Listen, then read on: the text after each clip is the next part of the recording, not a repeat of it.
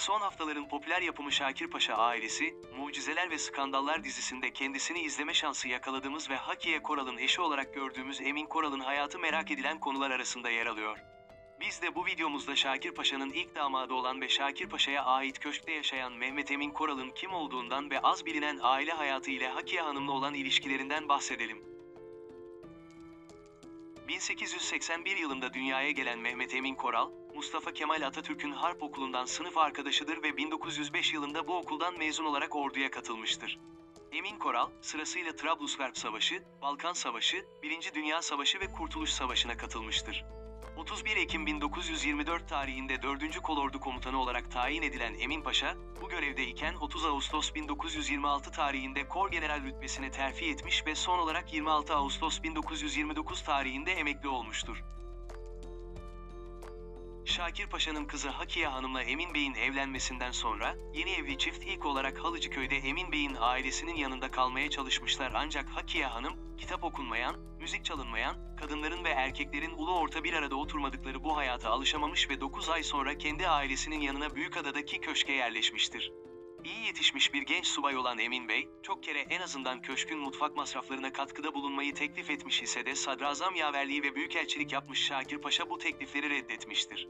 Aileyi anlatan eserlerde Şakir Paşa'nın köşkün bahçe dışında bulunan küçük ahşap evi tamir ettirerek büyük kızı Hakiye'ye düğün hediyesi verdiği ve Şakir Paşa'nın Avrupa'da bir süredir moda olmaya başlayan çekirdek aile örneğini kızına yaşatmak istediği, ancak Hakiye Hanım'ın sadece yatmadan yatmaya bu küçük eve gittiği bilgileri bulunur. Yine müessif bir olay neticesi Cevat Şakir'in, babası Şakir Paşa'yı Afyon'daki çiftlik evinde vurarak öldürmesi haberi köşke ulaştığında, bu kötü haberi ilk alan da Emin Bey olmuştur. Hakiye ve Mehmet Emin Koral çiftinin kızları ise Türkiye'nin ilk seramik sanatçısı olan 1910 Büyükada doğumlu ünlü Füreya Koral'dır. Görevi nedeniyle Emin Bey'in İzmir'e tayini çıktığında ilk başta Hakiye Hanım ile kızı Füreya İstanbul'da kalmayı tercih etmişlerse de bir süre sonra İzmir'e taşınmışlardır. Burada ailenin en yakınlarından biri de Atatürk'ün eşi olacak olan Latife Hanım olmuştur. O kadar ki, davetli sayısı hayli dar tutulmuş olan Latife Hanım ile Atatürk'ün nikahında, Emin Paşa ile eşi Hakiye Hanım da bulunmuştur. Emekliliğinden sonra tekrar İstanbul'a taşınan Emin Bey, 12 Ağustos 1959 tarihinde İstanbul'da ölmüş ve Büyükada'ya defnedilmiştir.